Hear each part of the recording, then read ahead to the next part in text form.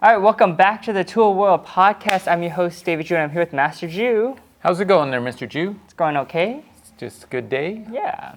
Anyway, so we're going to be covering a little bit about etiquette inside the dojang today, as well as etiquette outside the dojang. Okay. What's the right thing to do? Right? I mean, I think it varies from school to school. It kind of depends on the instructor.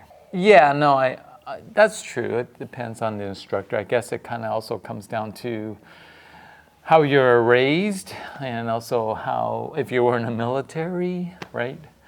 I think we should go back to, as far as the proper etiquette in the dojang, Taekwondo in itself. Think about it, it's really came from a military. Mm-hmm. And so this idea of saying yes sir, no sir, I'm guessing that's what you're talking about, etiquette. Kind of. That's part of the etiquette you would have in the military. Mm-hmm. So when you come into the dojang, there's other etiquettes, obviously. Right. But we start with that yes sir, no sir. Why do we do that? It's paying respect to the other individual. It's kind of like saluting in a way in the military. So instead of saluting, we would bow. That's also a Asian culture etiquette as well as bowing. So instead of shaking hands, a lot of bowing as opposed, and that's part of the etiquette. So when you come into the dojang, we're talking about the dojang, what's the proper etiquette? When you come into the dojang, you always want to respect the dojang, so you would bow in. Now, dojangs can be, you could walk right into the dojang where the working out, the matted area is, and then there's the dojang, I think. So I think that it depends. Like if I was at a seminar and it was in a ballroom. Well, the whole ballroom is the dojang, and it technically probably is the training area. Right. So once I bow in, I'm in the dojang, I'm in the training area. Mm-hmm. In our case, we have a separate area. So coming into our studio, I would say bow. Right. In respect to the dojang. But then when you get onto the mat, then you bow again to respect the training area. And then when we bow out or when we leave the dojang, you bow out of the mat as well as bowing out of the dojang. That's maybe part of the etiquette. I think maybe you're thinking about other things. Yeah, but we'll touch on that in a second, but yeah. That's also true, like if you're in competition. If you're going into a venue, that is your dojang. I would bow into the dojang. When you get ready to compete and you're ready to go onto the mat, I would bow onto the mat. And then go to your position, and then obviously you would bow to the umpires, etc. So I think that's the same rule within the studio. So how about when we come inside the studio? This kind of came about because do you bow to the black belts? Do you bow to the instructors? And then what happens if you see them outside? Like maybe you're at like a tournament, or maybe you're out and about. Maybe at like a tournament, you're out and about. You see another master, right, or another school owner around, right? So what's the right etiquette for that? Right. Well, you can never have too much respect, I think. Well, let's just take an example. Let's say you're in class. We'll use let's say you as a 4th degree black belt, and you're leading class, and a higher rank, maybe 5th, maybe 6th, maybe for sure a master, comes into the dojang. You want to acknowledge them and respect them. Right. So your seniors, you want to do that. So you would call the class to attention. You would bow to that individual. Let's say you're in the dojang already. I'm already in the dojang, right? And a lower rank comes in. It would be proper etiquette to acknowledge the instructor. So bowing to the instructor, saying hello, and then moving forward. So it'd give you an idea if there was let's say, test board, and you had all these high ranks, and you needed to cut across that test board. I would stop, and I would bow to the higher ranks before I would proceed through. If we take that same concept and a lower rank sees a black belt, they're higher rank, respect, bow to them, and then proceed. Is it extreme? It can be a little extreme because, if you have 50, 100 people and they're always bowing to you, you're always bowing. And so that's, for a high rank, that may not be a requirement. per Right. se. Kind of like, I mean, it's always good to have respect, but like I would say, if a general came in, does he always salute to the soldiers?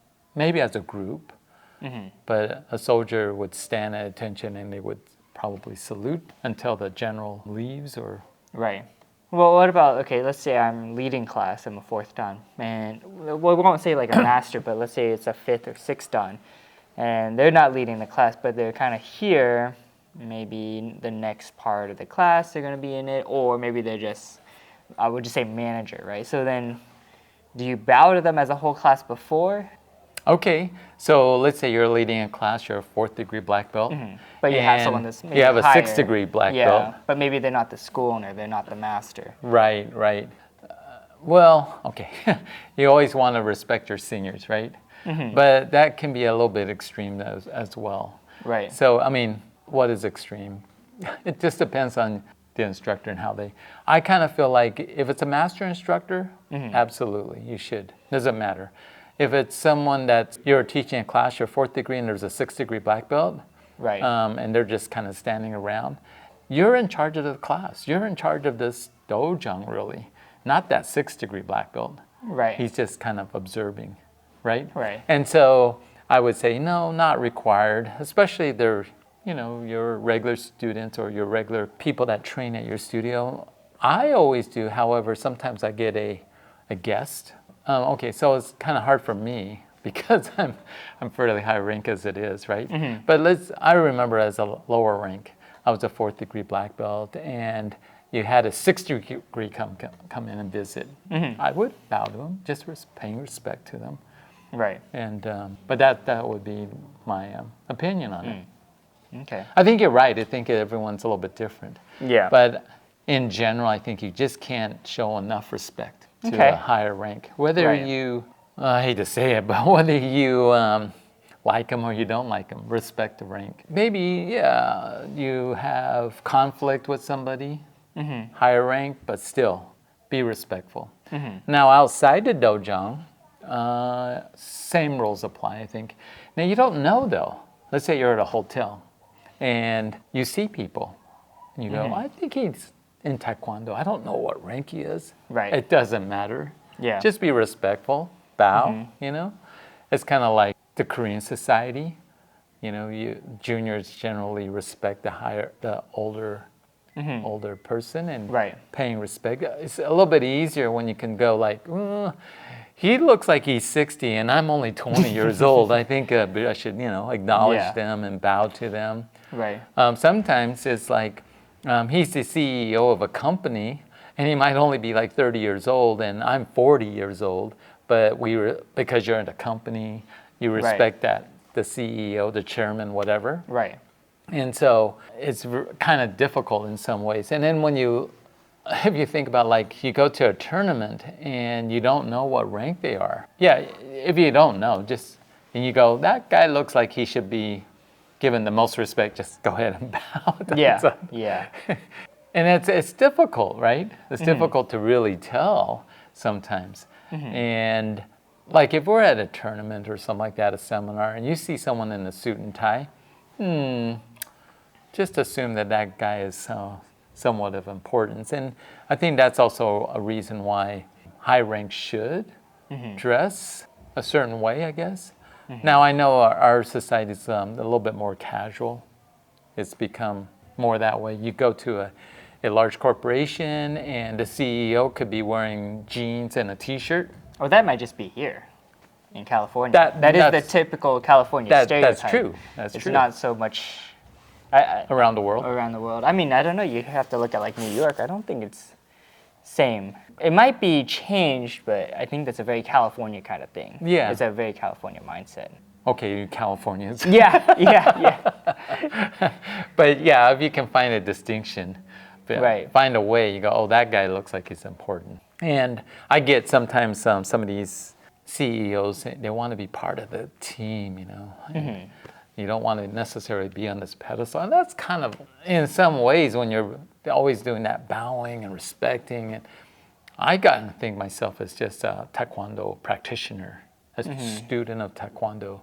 And then when you're praise and so much, and you're like on this pedestal. It's like, well, okay. For me, it's like I'm just a regular guy, Right, just right. doing Taekwondo. What about when you communicate with people on like email or chats or stuff like that? Yeah. I still think that you should always have that etiquette.